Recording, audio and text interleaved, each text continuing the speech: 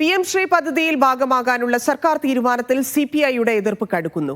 വിദ്യാഭ്യാസ മന്ത്രിയുടെ നിലപാട് LDF നയത്തിനെതിരാണെന്ന് AYF പ്രതികരിച്ചു. RSS തിട്ടൂരത്തിന് വഴങ്ങി രാഷ്ട്രീയ നിലപാട് ബലി കഴിക്കരുതെന്ന് ജനയുഗത്തിൽ ലേഖനവും വന്നു. CPIയുടെ എതിർപ്പ് മുന്നണി യോഗത്തിൽ ചർച്ച ചെയ്യുമെന്ന് കൺവീനർ TP രാമകൃഷ്ണൻ പറഞ്ഞു. നിലപാടിൽ ഉറച്ചു നിൽക്കാൻ CPIക്ക് പിന്തുണ നൽകുമെന്ന് KPCC അധ്യക്ഷൻ സണ്ണി ജോസഫ് നിലപാടെടുത്തു. PM ശ്രീ പദ്ധതിയിൽ അംഗമാകാനുള്ള തീരുമാനത്തിനെതിരെ ആദ്യം മുതൽ എതിർപ്പ് രേഖപ്പെടുത്തുന്നവരാണ് CPI. അവരുടെ എതിർപ്പ് മൂലമാണ് ഇതുവരെ പദ്ധതിയുടെ ഭാഗമാകാതിരുന്നത്.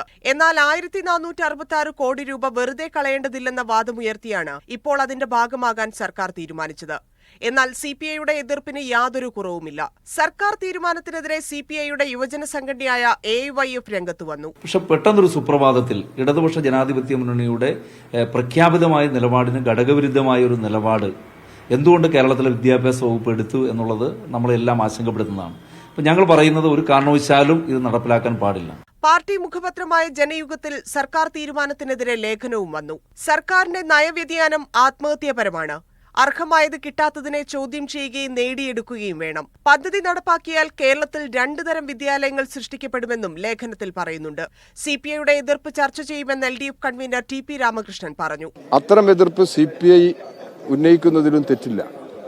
അങ്ങനെ ഒരു പ്രതിസന്ധിയിലായിരിക്കണം കേരളത്തിന്റെ വിദ്യാഭ്യാസ വകുപ്പ് മന്ത്രി ഈ ഫണ്ട് കേരളത്തിന് ഉപയോഗിക്കുന്നതിന് സഹായകരമായ നിലപാട് ഉയർത്തിപ്പിടിച്ചിട്ടുള്ളത്. സർക്കാരിന് പിന്തുണയുമായി DYFയും രംഗത്ത് വന്നു. നമ്മുടെ വിദ്യാഭ്യാസ പ്രവർത്തനങ്ങളിലുള്ള അവരുടെ ഇടപെടലോ മറ്റോ വരുന്നുണ്ടെങ്കിൽ അത് തടയുക എന്നുള്ളതിനപ്പുറത്തേക്ക് നമുക്ക് കിട്ടേണ്ട ആനുകൂല്യങ്ങളെ തടയേണ്ട എന്നുള്ള നിലപാട് തന്നെയാണ് നമുക്കുള്ളത്.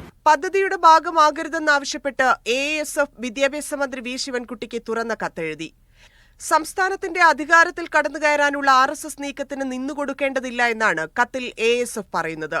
എന്നാൽ പ്രതികരണത്തിന് വിദ്യാഭ്യാസ മന്ത്രി V ശിവൻകുട്ടി തയ്യാറായില്ല. എതിർപ്പിൽ ഉറച്ചു നിന്നാൽ CPIക്ക് പിന്തുണ നൽകുമെന്ന് KPCC അധ്യക്ഷൻ. CPI നേതാക്കന്മാര് അതിനോടുള്ള വിയോജിപ്പ് വളരെ പരസ്യമായിട്ട് പറഞ്ഞിട്ടുണ്ട്. അതിലവർ ഉറച്ചു നിൽക്കുമോ?